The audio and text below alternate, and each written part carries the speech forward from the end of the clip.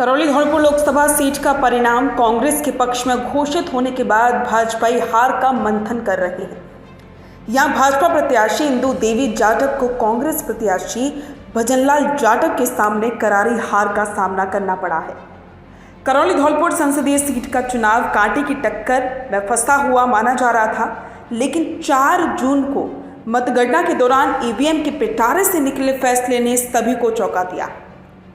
कांग्रेस प्रत्याशी भजनलाल जाटव ने भाजपा की इंदु देवी जाटव को 98,000 से ज्यादा वोटों से करारी मात दी है। हार के बाद भाजपा कार्यकर्ता और संगठन पदाधिकारी अब मंथन कर रहे हैं। करौली धौलपुर संसदीय सीट पिछले 2 चुनावों में भाजपा की झोली में रही थी, लेकिन साल 2024 के चुनाव में भाजपा के अरमानों पर पानी फिर चुका है। करौली धौलपुर संसदीय क्षेत्र के स्थानीय भाजपा पार्टी के कार्यकर्ता और संगठन पदाधिकारी की बात की जाए तो मोदी की हवा और उनके चेहरे पर चुनाव को फेस कर रहे थे। क्षेत्रीय मतदाताओं का मिजाज सड़क, बिजली, पानी, शिक्षा, चिकित्सा, महंगाई, बेरोजगारी और खेती किसानी जैसे बुनियादी मुद्दों को लेकर देखा गया था, जबकि भाजपा प्रधानमंत्री नरेंद्र मोदी की जन कल्याणकारी योजना समेत धारा 370, राम मंदिर, हिंदुत्व और धारा 370 के मुद्दे को ढाल बनाकर मतदाताओं को लुभाने की कोशिश करते रहे। स्थानीय मतदाताओं ने राष्ट्रीय मुद्दों को दरकिनार करते हुए क्षेत्रीय मुद्दों को वरीयता दी।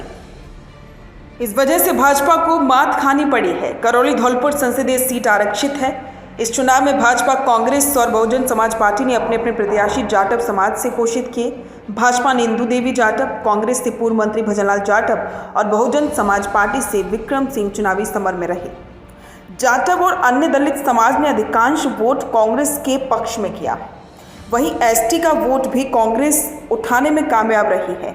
यही वजह रही कि करौली, सपोट्रा, हिंडौन सिटी और टोडा भीम से कांग्रेस को बम्पर लीड मिली है। करौली धौलपुर संसदीय क्षेत्र में कांग्रेस पार्टी के कार्यकर्ताओं ने इस बार धरातल पर काम किया था। केंद्र सरकार की नाकामियों को आम जनता के सामने पहुंचाया गया। दलित समाज का वोट संविधान को बचाने की दुहाई देकर अधिकांश कांग्रेस के पक्ष में किया गया है। वहीं इस भाजपा पार्टी के कार्यकर्ता और संगठन पदाधिकारी की बात की जाए तो बैठक और सभाओं तक सीमित रहे थे। प्रधानमंत्री नरेंद्र मोदी से लेकर मुख्यमंत्री भजनलाल और अन्य नेताओं ने भी सभाएं की थी। बड़े नेताओं के चेहरों को ढाल बनाकर भाजपा चुनाव जीतने के दावे ठोक रही थी। इसके अलावा और भी बहुत से फैक्टर हैं जो कि इन सीटों पर बीजेपी के लिए नुकसानदायक साबित हुए। साल 2024 के लोकसभा चुनाव में 2 बार लगातार सांसद रहे डॉक्टर मनोज राजौरिया के विरोध का भी सामना भाजपा की इंदु देवी को करना पड़ा है। डॉक्टर मनोज राजौरिया के खिलाफ करौली धौलपुर संसदीय क्षेत्र के लोगों में एंटी इनकम्बेंसी देखी गई थी, जिसका खामियाजा भाजपा को भुगतना पड़ा है। करौली धौलपुर संसदीय सीट की हार की एक वजह पूर्व मुख्यमंत्री वसुंधरा राजे गुट का निष्क्रिय होना भी माना जा रहा है। चुनाव के दौरान धौलपुर और करौली जिले में वसुंधरा राजे गुट के कार्यकर्ताओं को बिल्कुल भी वरीयता नहीं दी गई थी। विशेष करके धौलपुर जिले में वसुंधरा कूट के कार्यकर्ता निष्क्रिय रहे थे। पूर्व मुख्यमंत्री वसुंधरा राजे और उनके कार्यकर्ताओं की चुप्पी का भी नुकसान भाजपा को झेलना पड़ा है। करौली धौलपुर संसदीय क्षेत्र में करौली जिले की सपोट्रा, करौली, टोडा भीम और हिंडौन सिटी में भाजपा को करारी हार मिली है। वहीं धौलपुर की बाड़ी, राजाखेड़ा, धौलपुर विधानसभा क्षेत्र में भाजपा प्लस में रही है। वहीं वसेड़ी विधानसभा में कांग्रेस ने बाजी मारी है। भाजपा कांग्रेस को कहां कितना मत मिला है, चलिए आपको बताते हैं। बसेड़ी में कांग्रेस को 18,968 वोट मिले। बाड़ी में भाजपा को 6,677 वोट मिले। धौलपुर में भाजपा को 24,491 वोट मिले। राजाखेड़ा में भाजपा को 13,825 वोट मिले।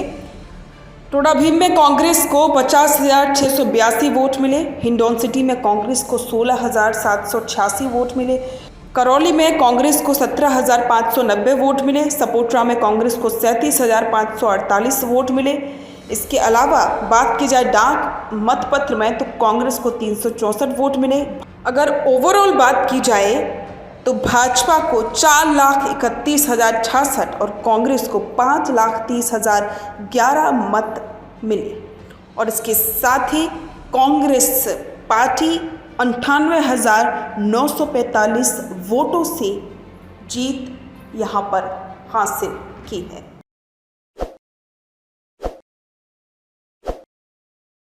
ताज़ा खबरों के लिए विजिट करें द फैक्ट इंडिया की वेबसाइट और डाउनलोड करें द फैक्ट इंडिया ऐप।